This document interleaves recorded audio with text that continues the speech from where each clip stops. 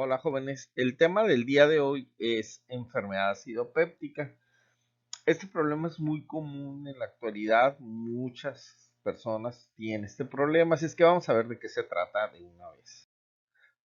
Es un trastorno inflamatorio crónico de la mucosa gástrica y duodenal y tiene diferentes cuadros clínicos, ¿verdad? Porque desde un paciente asintomático, aunque tenga mucho problema, hasta un sangrado tubo digestivo que puede llegar a ocasionar la muerte. Es una enfermedad que tiene muchos factores que la ocasionan, por eso se dice que es una enfermedad multifactorial.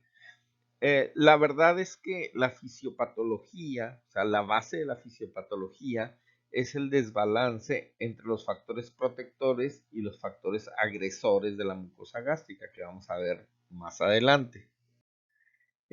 Entonces, esos factores agresores básicamente son dos. El ácido estomacal, que es ácido clorhídrico, les recuerdo que el pH del estómago es de 1, y la pepsina, que es una enzima proteolítica, o sea, se utiliza para desbaratar las proteínas. Y obviamente el estómago se autodigeriría si no fuera porque tiene factores protectores. Esos factores protectores son una capa de moco acuosa y la producción de bicarbonato que en un momento dado neutraliza ese ácido estomacal, que es ácido clorhídrico, ya habíamos dicho. Entonces tiene que haber un balance entre estos dos factores. Tiene que haber la acidez necesaria y la cantidad de pepsina necesaria para en un momento dado poder digerir lo que estamos comiendo, pero también debe haber factores protectores. Entonces, los factores etiológicos lo que hacen es que van a alterar la capacidad de reparación y defensa de la mucosa y la van a hacer más susceptibles al ácido. ¿Cuáles son esos factores etiológicos? Bueno, pues vamos a verlos. Pueden ser infecciones, de lo cual la más común es la infección por Helicobacter pylori. Vamos a verlo más en detalle adelante.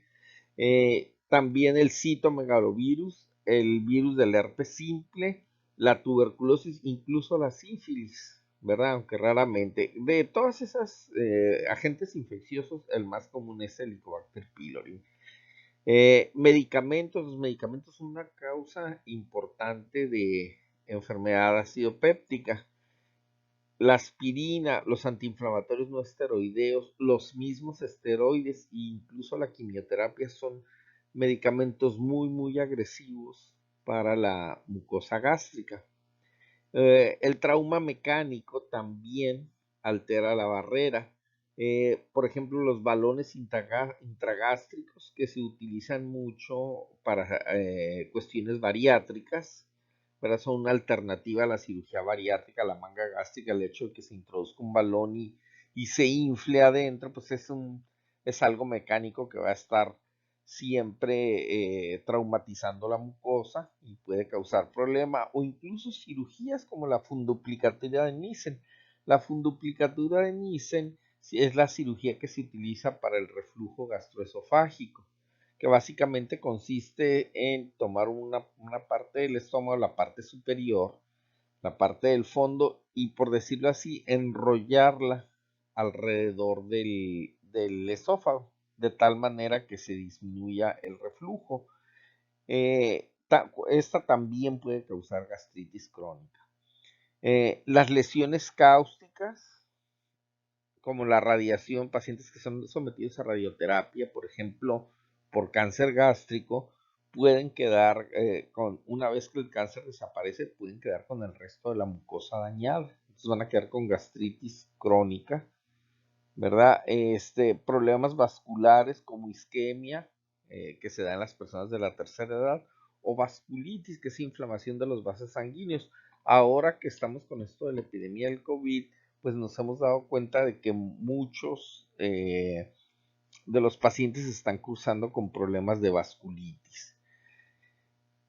También las enfermedades inflamatorias, como la enfermedad de Crohn, es una enfermedad inflamatoria del tubo digestivo que tiene la característica de que puede ser desde la boca hasta el ano y a veces se asienta en el estómago y da problema de gastritis. se piensa que su origen es autoinmune. La sarcoidosis, la sarcoidosis es un problema autoinmune y la mastocitosis es un problema inmunológico, son dos cosas diferentes. Y todas esas producen procesos inflamatorios que en un momento dado van a alterar las barreras de protección de la mucosa. Los problemas psicológicos como el estrés, es bien sabido que el estrés produce este problema. Las quemaduras, las lesiones del sistema nervioso central. A veces hay causas desconocidas. El paciente tiene gastritis y se le hicieron todos los estudios, endoscopías y todo, y no se encontró el origen de esta enfermedad acidopéptica. El tabaquismo es bien conocido que produce enfermedad acidopéptica, cierto tipo de neoplasias, incluida la del estómago, y hay una muy común que es la hipersecreción ácida. Eso constituye el síndrome de Zollinger-Ellison. El síndrome de Zollinger-Ellison es un tumor productor de gastrina que puede estar incluso fuera del estómago. Y esta gastrina hace que se secrete un exceso de ácido en forma continua, 24 horas del día, porque nosotros secretamos más justo cuando comemos. Pero los pacientes con Zollinger-Ellison producen ácido 24 horas del día y en forma bastante importante. Entonces, obviamente, pues eso va a ocasionar problemas. Eh, Actualmente, para fines de diagnóstico, tratamiento que sea más sencillo, se clasificaron en tres, según el panel de expertos, las enfermedad acidopéptica asociada a Helicobacter pylori, daño por antiinflamatorios no esteroideos u otros medicamentos, y las formas idiopáticas, o sea que no están asociadas a Helicobacter pylori y tampoco a antiinflamatorios no esteroideos. Vamos a ver el Helicobacter pylori. Es una bacteria gram negativa, produce ureasa.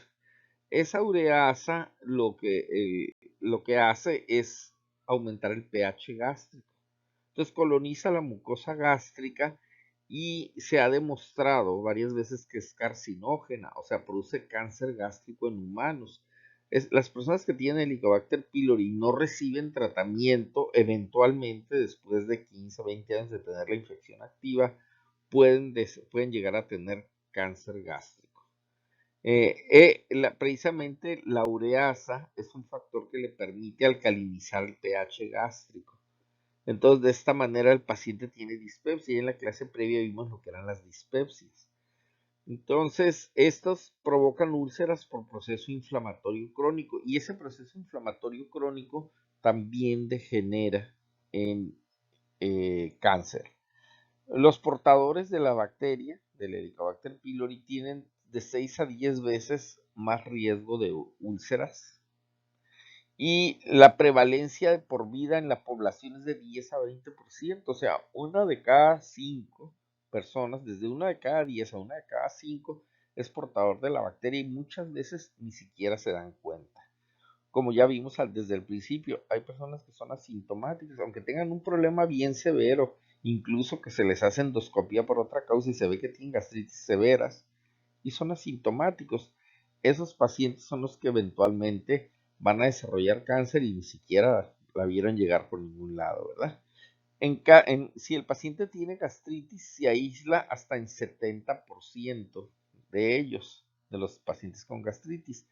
Pero si tiene úlcera péptica, 80-90% de los pacientes tienen Helicobacter pylori. Entonces, para que vean la importancia de Helicobacter pylori. Ahora, hay una cuestión muy curiosa con Helicobacter pylori. Hasta la fecha no se conoce su ciclo. Se sabe que se adquiere por alimentos, pero no se conoce su ciclo, cómo se contaminan esos alimentos, cómo es. Lo que sí se sabe es que rara vez son los alimentos preparados en casa, por lo general son los alimentos que se consumen fuera de casa. Pero ¿cuál es el ciclo de vida del Helicobacter pylori? ¿Cómo se adquiere? ¿Quién lo transmite? ¿Cómo se contaminan los alimentos? No se sabe a la fecha. Lo que sí se sabe es que hay personas que tienen recaídas frecuentes aunque ya reciban tratamientos y se compruebe que ya no lo tienen, 2, 3, 6 meses después lo vuelven a adquirir, ¿verdad? Entonces sí es muy común, ya habíamos dicho, la prevalencia para la población pues es bastante importante. El otro factor que vamos a ver es precisamente los AINES y la aspirina. Son medicamentos utilizados por más de 30 millones de personas a nivel mundial por día. O sea, son sumamente utilizados. A las personas que toman AINES, si se les hace endoscopía, hasta la mitad van a tener lesiones sugestivas de enfermedad acidopéptica.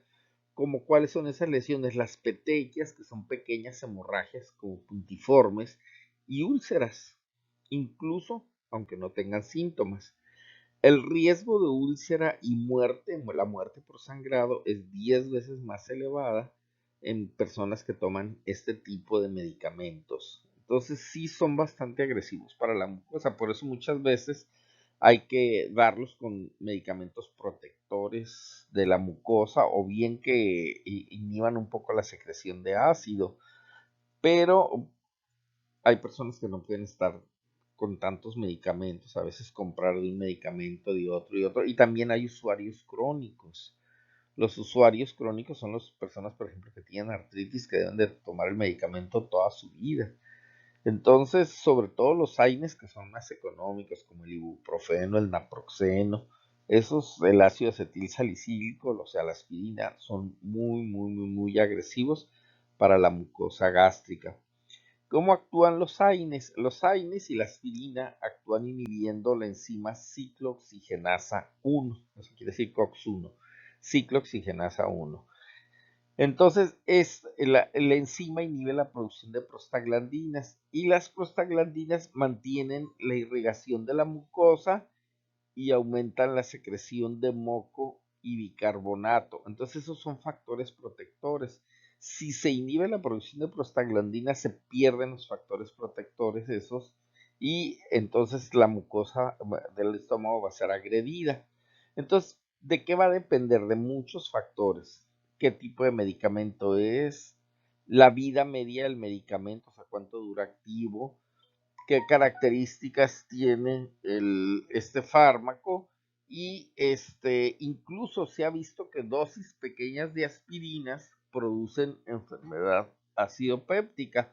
Entonces nada de que, ay, yo con una aspirinita de 100 miligramos, no, porque incluso esos pacientes pueden tener enfermedad acidopéptica y pensar que no tienen nada porque pues no, no se piensa que una dosis pequeña pueda dar ese problema, pero sí. Y las formas idiopáticas. Las formas idiopáticas son úlceras de causa desconocida, aparecen espontáneamente y se descartan todas las causas conocidas. Por ejemplo, puede ser un paciente que se le haga prueba de Helicobacter pylori y no salga negativa, que no ingiere ningún tipo de medicamentos, no ingiere AINES, no ingiere glucocorticoides, no ingiere aspirina, no fuma, etcétera. Entonces, a lo mejor esos pacientes pueden tener problemas.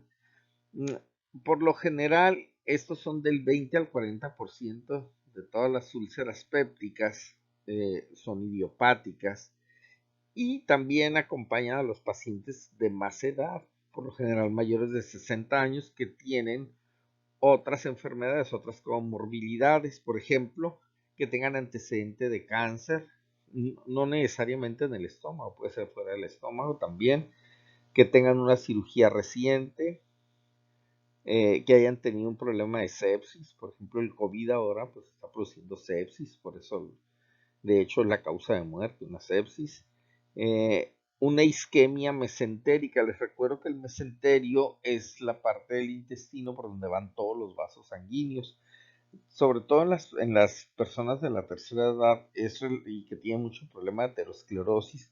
Es relativamente común la isquemia mesentérica y que eventualmente lleva a trombosis mesentérica y lo que pasa es que disminuye el riego sanguíneo. Entonces puede ocasionar úlceras gástricas o úlceras duodenales. El tabaquismo, ya lo habíamos dicho hace rato, el estrés y la hipersecreción ácida, como el síndrome de Zollinger-Ellison, que ya dijimos es un tumor productor de gastrina. Estos pacientes que tienen úlceras idiopáticas por lo general se asocian a más riesgo de complicaciones. Por ejemplo, mala respuesta a los inhibidores de ácido, como eso el omeprazol, pantoprazol. Bueno, la ranitidina ya no se está usando actualmente. Más incidencia de recurrencias, o sea, el paciente sí puede tener curación clínica y para volver a recaer, volver a recaer. Aumenta mucho el riesgo de sangrado recurrente y aumenta más el riesgo de morir por sangrado. Entonces, el problema de las úlceras idiopáticas que son de difícil tratamiento, que no responden al tratamiento, es que eventualmente el paciente va a tener un sangrado masivo que pudiera llevarlo a la muerte. ¿Cuál va a ser el cuadro clínico de estos pacientes? ¿De qué se van a quejar? Bueno, el síntoma clásico es dispepsia, que lo vimos en la clase anterior. Hay dolor epigástrico, sensación de hambre dolorosa, ¿verdad? Hay dos tipos de úlcera. La úlcera, el dolor de úlcera duodenal se alivia cuando el paciente ingiere alimentos y recurre 2 a 4 horas después de la ingestión de alimentos. En cambio, si la úlcera es gástrica, este tipo de dolor por lo general despierta al paciente en la noche y empeora al ingerir alimentos. Si el paciente ingiere alimentos, va a empeorar. Las úlceras duodenales son más típicas de personas jóvenes, entre 30 y 55 años, y las úlceras gástricas se ven en personas de mayor edad, de 55 a 70. O sea, son más comunes en ese grupo. Eso no quiere decir que una persona de 40 años no pudiera tener una gástrica. Sí, sí la tiene, pero no es lo común. Una cuestión importante es que hasta 70% de las úlceras pépticas son asintomáticas. Hay pacientes que no van a tener ningún síntoma, que por algún otro motivo se les hace un estudio y se encuentra la úlcera. Entonces son asintomáticos, no tienen dolor, no tienen dispepsia, no tienen ninguna otra cosa. Y ya habíamos dicho, son más frecuentes en adultos mayores y son más frecuentes en usuarios de AINES, o sea, de antiinflamatorios no esteroideos. El paciente puede tener melena. La melena es evacuaciones oscuras, prácticamente negras, y eso significa que es sangre digerida, o sea que viene de la parte alta del tubo digestivo. El estómago y el duodeno pertenecen a la parte alta del tubo digestivo. Si se les hace prueba de sangre oculta, en ese sale positivo. O sea, hay úlceras pequeñas, asintomáticas, pero que continuamente están sangrando. Entonces, esos pacientes, si sospechamos de eso, se les manda a hacer la prueba de sangre oculta en heces y sale positiva. Precisamente por eso está oculta. La evacuación puede tener características normales, se puede ver normal a simple vista, pero tiene sangre. La melena nos indica sangrado fuerte, es sangre digerida y la evacuación se ve negra y el olor es muy característico, es un olor muy fétido. Si el paciente ya tiene tiempo sangrando, puede tener anemia. Los pacientes que tienen úlceras gástricas además tienen vómitos persistentes, o sea, acuérdense, estos comen y les aumenta el dolor, entonces vomitan y el vómito les alivia el dolor. Es el típico paciente que se me da el dolor muy fuerte, vomito y se me quita. Esos pacientes, eso es un signo de úlcera gástrica. Si el dolor se irradia hacia la espalda, nos indica que hubo penetración de la úlcera. ¿Qué es la penetración? Penetración es que se hizo un orificio en la úlcera, pero quedó sellado por un órgano adyacente, que puede ser el páncreas o puede ser el hígado. En cambio, la perforación, por lo general, es un dolor súbito, y ese quiere decir que quedó libremente y el contenido del estómago se está derramando hacia la cavidad abdominal, causando una peritonitis. Y es un dolor de inicio súbito que el paciente lo va a referir como muy ardoroso, muy doloroso. Es una urgencia quirúrgica. Ambos, tanto la penetración como la perforación, deben ser tratados quirúrgicamente. En la exploración física no vamos a encontrar nada específico, eh, la taquicardia, la hipotensión ortostática, que es la hipotensión que ocurre al ponerse de pie, el abdomen rígido y la distensión abdominal, pues son datos, los dos primeros son datos de sangrado y los dos últimos son datos de irritación peritoneal.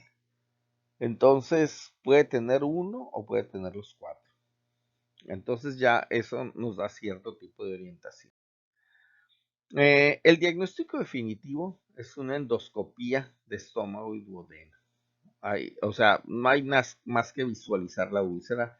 El gastroenterólogo endoscopista mete el endoscopio a través de la boca, pasa el esófago y ya ve en qué lugar está la úlcera sangrante, ¿verdad? Incluso si no hubiera úlcera, pues esa hemorragia puntiforme o esas petequias, debe tomar biopsia. Todas las biopsias que se vean de aspecto maligno, que son por lo general mayores de 2 centímetros y un cráter pues muy rojo, muy enrojecido, deben de ser biopsiadas. ¿Por qué? Porque frecuentemente se malignizan. No sabemos cuánto tiempo tiene el paciente con su úlcera, puede tener años, ¿verdad? Entonces, las úlceras gástricas frecuentemente se malignizan. En cambio, las úlceras duodenales raramente se malignizan. 5% de las úlceras gástricas son malignas. Entonces, por eso es importante tomar una biopsia cuando se ve una úlcera gástrica, sobre todo si se ve de aspecto feo, o sea, grande, sangrante, bordes muy rojos, etcétera. Eso ya lo decide el médico en el momento de hacer la toma de biopsia. El tratamiento, pues primero, detectar y tratar la infección por Helicobacter pylori, que ya vimos que hasta en 80-90% de las úlceras está presente. Tratar con supresores de ácido y hacer revisiones periódicas. ¿Cuáles son los supresores de ácido? Los inhibidores de la bomba de protones, o sea, el omeprazol, pantoprazol, esos.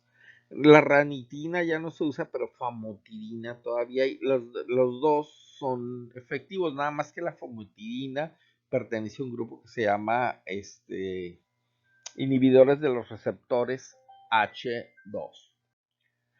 Entonces, el tratamiento va a consistir en detectar y tratar la infección por Helicobacter pylori, tratar con los supresores de ácido que habíamos dicho hace rato, hacer revisiones periódicas. Estos pacientes van a tener que estarse haciendo endoscopía, sobre todo si tuvieron sangrado, al menos cada 6 meses hasta que salgan normales, incluso tiempo después.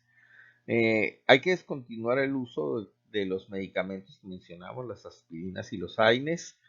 Hay que descontinuar el alcohol, el tabaco, incluso uso de drogas ilícitas. A lo mejor esos tres últimos puntos son más difíciles de llevar porque mucha gente pues simplemente no va a dejar de tomar o de fumar.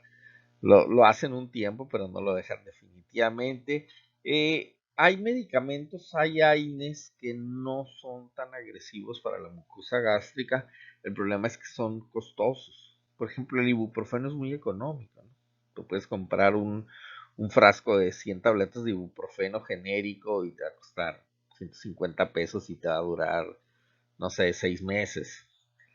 Pero los AINES que no son agresivos para la mucosa gástrica, si son costosos. La caja de 10 tabletas, por ejemplo, de uno de ellos te viene costando alrededor de 1,000 pesos. Entonces, y son 10 días de tratamiento, es uno al día. Entonces, sí hay mucha diferencia entre los que son dañinos y no, pero si la persona ya tuvo episodio de sangrado, pues definitivamente no puede regresar a los AINES tradicionales y mucho menos a la aspirina. Que les recuerdo que además la aspirina es antiagregante plaquetario, entonces produce sangrado no solo por la lesión en la mucosa, sino por su efecto antiagregante plaquetario.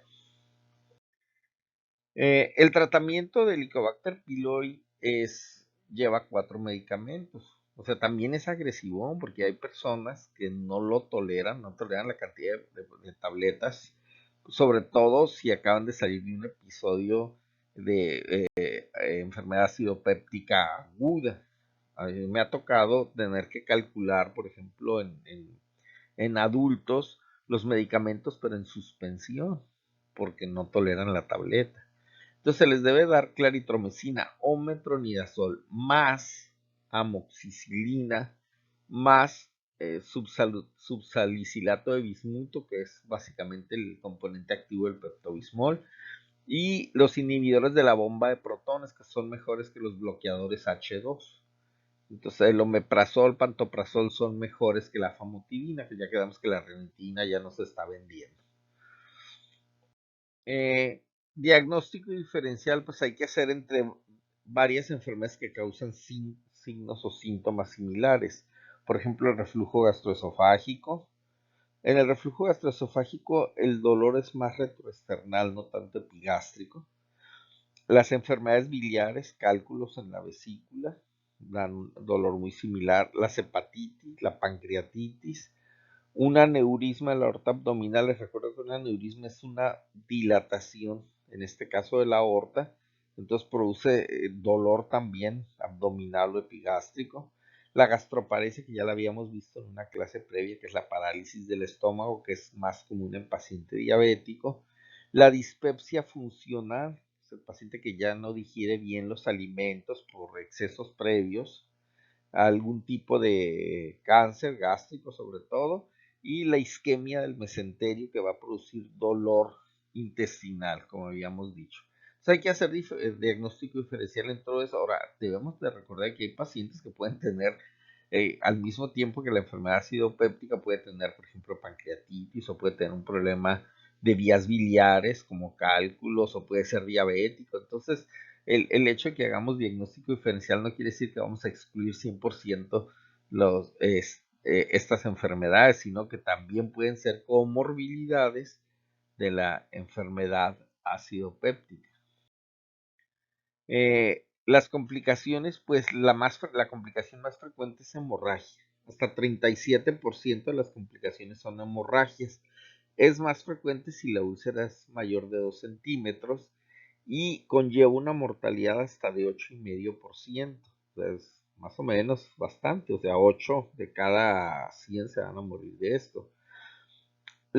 No obstante, la perforación es la que tiene mayor mortalidad, el hecho de que se perfore, porque va a causar peritonitis y es más grave en úlcera gástrica. De hecho, un paciente con úlcera gástrica que se perfore su estómago tiene mal pronóstico, ¿verdad? La penetración que quedamos, la úlcera se erosionó, pero se quedó tapada por un órgano adyacente, que en la mayoría de los casos es páncreas e hígado. No tiene tan mal pronóstico, pero sí son las dos, tanto la perforación como la penetración, tienen que resolverse quirúrgicamente. O sea, para fines prácticos en los dos se hizo un orificio en el estómago, nada más que uno quedó abierto, libre hacia la cavidad peritoneal, y el otro quedó tapado por uno de los órganos adyacentes. Y 3% de los pacientes van a tener obstrucción por alguna cuestión cicatrizal. Entonces, esas son las complicaciones. El tratamiento para esos pacientes, hay que transfundirlos si su hemoglobina es menor de 7. O sea, lo ideal es tener por arriba de 10 la hemoglobina, entonces esos pacientes hay que transfundirlos. Hay que darles inhibidores de la bomba de protones, otra vez omeprazol, pantoprazol intravenoso. Y las primeras 24 horas, estamos hablando de un paciente que tiene un dolor agudo que incluso llega con sangrado. Hay que hacer una endoscopía las primeras 24 horas. Eso nos va a dar el diagnóstico y a veces puede resolver el problema. ¿Por qué? Pues el endoscopista puede cauterizar la úlcera. Entonces, bueno, el problema agudo lo resuelve, pero hay que ver qué llevó al paciente a tener este sangrado. Y en cuanto el paciente tolere la vía oral, se cambia a inhibidores de la bomba de protones por vía oral cada 12 horas. Si se detecta el Helicobacter pylori en la biopsia que se tomó, hay que iniciar el tratamiento que ya vimos previamente con 4 medicamentos, eliminar definitivamente los AINES y la aspirina y repetir endoscopía. Por lo general se recomienda repetir la endoscopía a las 4 semanas y luego a los 2 meses, a los 4 meses, a los 6 meses. O sea, cada 2 meses está repitiendo la endoscopía, sobre todo si el paciente está sintomático, y además para verificar que la úlcera o las úlceras ya hayan cicatrizado. Y el tratamiento de las úlceras idiopáticas, o sea, las que no conocemos su origen, es un poquito más simple, pero la respuesta a veces no es muy buena. Hay que dar los inhibidores de la bomba de protones, otra vez, omeprazol, pantoprazol, ese es el tratamiento de elección. Y deben de darse por 4 a 8 semanas, o sea, 1 a 2 meses. Y siempre descartar infección por el Helicobacter pylori. Si persiste a pesar del tratamiento, tiene que usar los inhibidores de la bomba de protones en forma continua, o sea, 6 meses, un año, ¿verdad? Continuamente. Y hay que repetir la endoscopía si el malestar o el sangrado persiste por más de 12 semanas. Se toman biopsias y hay que ver qué problema va a tener. Acuérdense, las úlceras idiopáticas son del 20 al 40% de todas las úlceras por enfermedad acidopéptica. Y las otras son o ya sea por los AINES y la aspirina o por el Helicobacter pylori. Bueno, eso es todo para la clase de hoy.